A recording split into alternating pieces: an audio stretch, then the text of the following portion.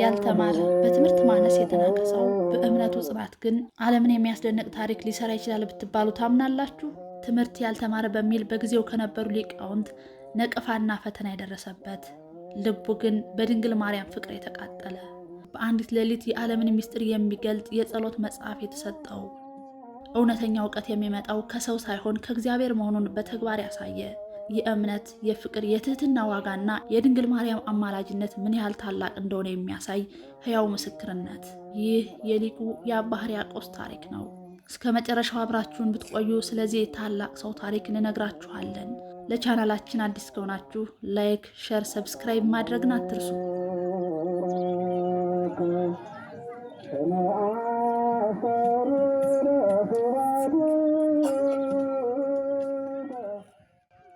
አባ ሕርያቆስ።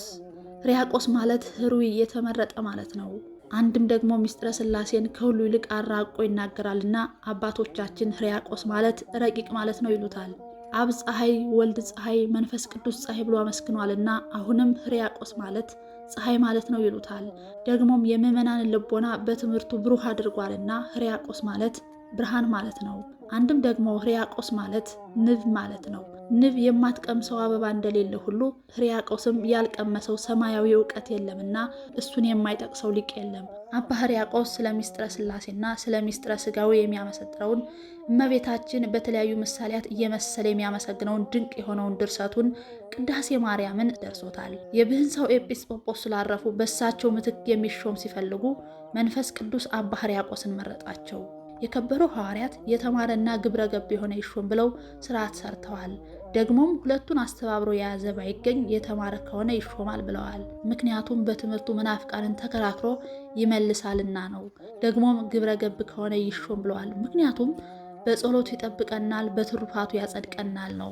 በዚህ መሰረት አባ ሕርያቆስ ያልተማረ ነገር ግን ግብረ ገብ ነውና ትምህርቱን ውሎ አድሮ ያደርገዋል ብለው ሾሙት። አባ ሕርያቆስ የተማረው ለጸሎት ለውዳሴ ያህል ትንሽ ነበር።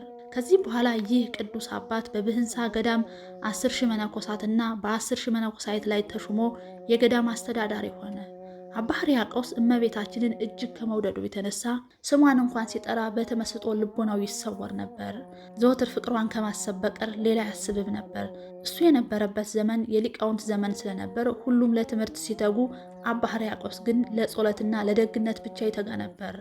የአባ ሕርያቆስ የሌት ተቀን ምኞቱ እንደ ቅዱስ ኤፍሬም የእመቤታችን ምስጋና እንደ ባህር አሸዋ እንደ ሰማይ ኮከብ በስቶልኝ እንደ ልብስ ለብሼው እንደ ምግብ ተመግቤው የሚል ነበር። ከልጅነቱ ጀምሮ እጅግ ስለሚወዳት እመቤታችንም ትጠብቀው ነበር። ከዕለታት በአንደኛው ቀን አባ ሕርያቆስ በበረሃ ብቻውን እየተጓዘ ሳለ የእመቤታችንን ፍቅር በልቡ ሲያመላል ስሟን እያነሳ ሲዘምር በተመስጦ ውስጥ ሆኖ መንገድ ሳተና ከታላቅ ገደል ጫፍ ደርሶ ሳያስበው ወደቀ። ከገደሉ ጫፍ ደርሶ ከወደቀ በኋላ እጅግ ደንግጦ ራሱን ቢመለከት አካሉ ሳይጎድል ልብሱ ሳይቆሽሽ አገኘው። በዚህም ተገርሞ ያለበትን አካባቢ ቢያማትር ራሱን በብርሃን በተሞላ የልብስ ዘርፍ ላይ አገኘው። ያም ብርሃንን የተሞላ የልብስ ዘርፍ የእመቤታችን የቀሚሷ ዘርፍ ነው። በዚህም እጅግ ደንግጦ እመብርሃን ብሎ ጮኸ። እመቤታችንም ከፊቱ ቁማ ተገለጠችለት። እሱም የብርሃን እናቱ ድንግል ወላዲት አምላክን በገሃድ ባይኗ አጠገብ ቆማ ቢያያት በደስታ ዘለለ። እመቤታችንም በቃሉ አነጋግራው ባርካው ተሰወረችው። እሱም ፍቅሯ ጣሟ ቢመስጠው ከሰው ሳይገናኝ ምግብም ሳይበላ እዚያው ገደል ውስጥ 1 ዓመት በምስጋና ብቻ ተመስጦ ኖሯል። በኋላም እመቤታችን ድጋሜ ተገልጣለት ከገደሉ አውጣ ወደ ሀገሩ መልሰዋለች። ከዚህ በኋላ አባ ሕርያቆስ እሱ በተሾመባት በብህንሳ ገዳም ሴትና ወንድ ያልተለየባት ገዳም ነበረችና በዚሽ ገዳም የተሾመው አባ ሕርያቆስ ብዙ ትምህርት ስላልነበረው ይንቁት ነበር። ከመጠምጠም መማር ይቅደም፣ ከመሾም በፊት መማር አይቀድምም እያሉ ይዘብቱበት ነበር። እሱ ግን እንደ ጠሉኝ ልጥላቸው ሳይል በፍቅርና በትህትና ይመክራቸው ነበር። እነሱ ግን በምን ምክንያት እንሻረው እያሉ ይመክሩ ነበር። ከዕለታት በአንድ ቀን ቀድሳ አቁርበን እንበለውና አይሆንም ካለ በዚህ ምክንያት እንሽረዋለን ብለው መከሩ። እሱም ስርዓተ ቅዳሴውን ፈጽሞ ወደ ፍሬ ቅዳሴው ሲደርስ የትኛውን ከባድ ቅዳሴን ቀድስ እንበለው እያሉ ይመካከሩ ነበር። እሱ ግን ከቅዳሴ ሐዋርያት በቀር የሚያውቀው አልነበረም። አባ ሕርያቆስ እያዘነ ወደ መንበሩ ዙሮ እመቤቴ ሆይ መናቄን መገፋቴን ተመልከች ሲል ጸለየ። ወዲያው እመቤታችን ወርዳ ጠራችውና በዘርፋፋ ቀሚሷ ላይ ረቂቅ የሆነ ቅዳሴን አሳየችው። የለመኗትን የማትነሳ የነገሯትን የማትረሳ የብርሃን እናቱ እመቤታችን የልቡን መሻት ተመልክታ ጎሳ ልቤ ቃለ ሰናየ ልቦናዬ በጎ ነገርን አወጣ በማለት ጀምሮ ዛሬም አብን ወልድንና መንፈስ ቅዱስን እናመሰግናለን እስከሚለው ድረስ ሰተት አድርጋ አስረድተዋለች። እነሱም ይህንን ግሩም የሆነ ቅዳሴውን አደነቁ።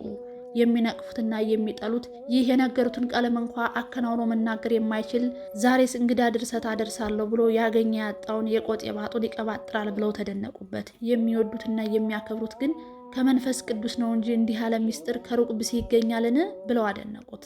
ወዲያውም የሚወዱት የሚያከብሩት ጽፈን ደጉሰን እንይዝለታለን አሉ። የሚንቁት የሚጥሉት ደግሞ ማን ተናገረን ብለን እንይዘዋለን አሉ። እንደ ልማዱ አድርገን እንይዛለን አሉ። ለሀገራቸው እንግዳ ድርሰት የተደረሰ እንደሆነ ጽፈው ደጉሰው ከእሳት ይጥሉታል። ከእሳት ደህና ሆኖ የወጣ እንደሆነ ከውሃ ይጥሉታል። ከውሃ ደህና ሆኖ የወጣ እንደሆነ ከድውይ ሰው ላይ ይጥሉታል። ከእሳት ገብቶ ባይቃጠል ከውሃ ገብቶ ባይርስ በመጨረሻም ድውይ እየፈወሰ እንደሆነ ደገኛ ድርሰት ነው ብለው ይዙታል። ይህንንም ቅዳሴ ማርያምን ጽፈው ደጉሰው ከእሳት ላይ ጣሉት። ከእሳት ደህና ወጣ። ከውሃ ላይ ጣሉት። ከውሃ ደህና ሆኖ ወጣ።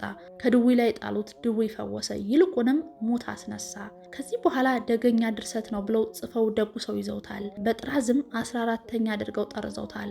ቅዳሴ ከዚህ በፊት 13 ነበርና አሁን ግን 14ተኛ አድርገው ጽፈውታል። በዚህ አይነት ሁኔታ ከ14ቱም ቅዳሴ ታምራት ያልተደረገባት የለም። ይህ ቅዳሴ ማርያም ስለ እመቤታችን እጅግ በጠለቀ ሁኔታ የሚያመሰጥር በመሆኑ በሰሞነ ፍልሰታ ይተረጎማል። ዕለቱን የሚመለከቱ ሚስጥራትም በዕለቱ ይተረጎማሉ። ለምሳሌ ነሐሴ 3 የባታና ነሐሴ 7 የጽንሰታ ተጠቃሽ ናቸው። ድንግል ሆይ አንገታቸውን እንደሚያገዝፉ እንደ ዕብራውያን ልጆች በጨዋታ ያደግሽ አይደለሽም፣ በቅድስና በንጽህና በቤተ መቅደስ ኖርሽ እንጂ የሚለውን ይመለከታል። በቅድስና በንጽህና በቤተ መቅደስ ኖርሽ እንጂ የሚለውን ይመለከተዋል። ነሐሴ 7ም ድንግል ሆይ ኃጢአት በሆነ ሩካቤ የተጸነሽ አይደለሽም የሚለውን ይመለከተዋል። አባ ሕርያቆስ የእመቤታችንን ቅዳሴ እጅግ ድንቅ አድርገው ለመጀመሪያ ጊዜ የቀደሰው በልደቷ ቀን ነው። ይኸውስ እንዴት ታወቀ ቢሉ አንድ ምግባረ ሃይማኖቱ የቀና በትሩፋት የበለጸገ ደገኛ ባህታዊ ነበርና ከተጋድሎና ለእመቤታችን ካለው ፍቅር የተነሳ እመቤታችን ተገለጠችለት። እሱም ከ33ቱ በዓላት ማንን ትወጃለሽ ብሎ ጠየቃት። እመቤታችንም ኪዳነ ምሕረትን፣ ልደታን፣ አስተርዮን፣ ፍልሰታን አለችው። እሱም ከነዚህ ከአራቱ ማንን ትወጃለሽ ቢላት እመቤታችንም ከጠባብ ወደ ሰፊ ከጨለማ ወደ ብርሃን የመጣውባት ነውና ልደቴን እወዳታለሁ አለች። ቀድሞኔ ሳልወለድ እናትና አባቴን መባችሁን አንቀበልም ብለው አዝነው ተክዘው ነበር። የእነሱ ሐዘን ሐዘኔ ነውና እኔን ከወለዱ በኋላ መባቸውን ተቀብለዋቸው ደስ ብሏቸዋልና የእነሱ ደስታ ደስታዬ ነውና ብለዋለች። ይህንን ድንቅ የሆነውን የአባ ሕርያቆስን ቅዳሴ እመቤታችን ለሌላኛው ወዳጇ ለኢትዮጵያዊው ማህሌታዊ ቅዱስ ያሬድ ገልጣለታለች። እመቤታችን ቅዱስ ኤፍሬምን ከሶሪያ አባ ሕርያቆስን ከብህንሳ በደመና ጠቅሳ ቅዱስ ያሬድ ካለበት አደርሳ አንተ ውዳሴን አንተ ቅዳሴን ነግራችሁት በዜማ ያድርስ ብላቸው እነሱም ለቅዱስ ያሬድ ነግረውት በዜማ ደርሶታል። ከዚህም ጋር አያይዞ 13ቱን ቅዳሴ በዜማ ደርሷል። በእመቤታችን በዓለ ዕለት ጌታችን ተገልጦላቸው ቅዳሴዋን እንዲቀድሱ ነግሯቸው ለዚህም የሚሆን ከሰማይ ህብስትና ጽዋ ወርዶላቸዋል። በዕለቱም ቅዳሴዋን ሲቀድሱ የከበሩ ሐዋርያት በቀኝና በግራ እየረዷቸው ሲቀድሱ መንፈስ ቅዱስም በእርግብ አምሳል ወርዶ ህብስቱንና ጽዋውን ጋርዶታል። በሌላ ጊዜ አቡነ ሳሙኤል ጊዜያቸው ደርሶ ከረፍታቸው በፊት ቅዱስ ሚካኤል ነሐሴ 16 ቀን ወደ ገነት ነጥቆ ወስዶ ከእመቤታችን ፊት አቁሞ አስባርኳቸዋል። ቅዱሳን አባቶቻችን የእመቤታችንን ቅዳሴዋን ሲቀድሱ ከምድር ከፍ ብለው ይታዩ ነበር። የዋልድባው አቡነ ሳሙኤል ቅዳሴ ማርያምን እየደገሙ ሲሄዱ ክንድ ከስንዝር ከመሬት ከፍ ብለው ይሄዱ ነበር። ከዕለታት በአንደኛው ቀን ውሃውን ቢባርኩት ውሃው ህብስት ሆኖላቸው ተመግበው ምዕመናንን መግበዋል።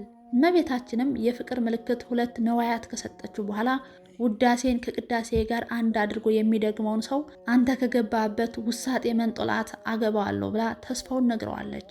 ይህን መሰረት በማድረግ ልጆቻቸው ዛሬ በዋልድባ ያጠና በቃሉ ያላጠና በመጻፉ ውዳሴዋንና ቅዳሴዋን ሳይደግም የሚውል የለም። ይህም ተስፋ ውዳሴዋን ከቅዳሴዋ ጋር አንድ አድርጎ ለሚደግም ሰው ሁሉ እንጂ ለነሱ ብቻ አይደለም። ዳግመኛም ሃይማኖቱ ምግባሩ የቀና ያ ደገኛ ባታዊ እመቤታችንን ከምስጋናሽ ሁሉ ማንን ትወጃለሽ ብሎ ቢጠይቃት ልጄ ዳዊትን አቡነ ዘበሰማያትን የሚደግምለት እንደሚወድ እኔም ውዳሴን ቅዳሴን ቢደግሙልኝ እወዳለሁ ብለዋለች። አባ ሕርያቆስ የብርሃን እናቱ እመቤታችን ድንቅ ምስጢርን ከገለጠችለትና ከባረከችው በኋላ በዘመኑ ቁጥር 1 ሊቅ ሆኖ እጅግ ብዙ ድርሳናትን ደርሷል። ቁጥራቸውም እጅግ የበዙ ተግሳጻትን ጽፏል። አጠቃላይ ድርሰቶቹ ከ10 ሺህ በላይ ናቸው። በእንዲህ ያለ ንጽህና ቅድስና ሲያገለግል ኖሮ ጥቅምት 2 ቀን በሰላም አርፏል። ልደቱም በዚህ ዕለት ነው። የአባ ሕርያቆስ ረድኤት በረከታቸው ይደርብን፣ በጸሎታቸው ይማረን፣ አሜን።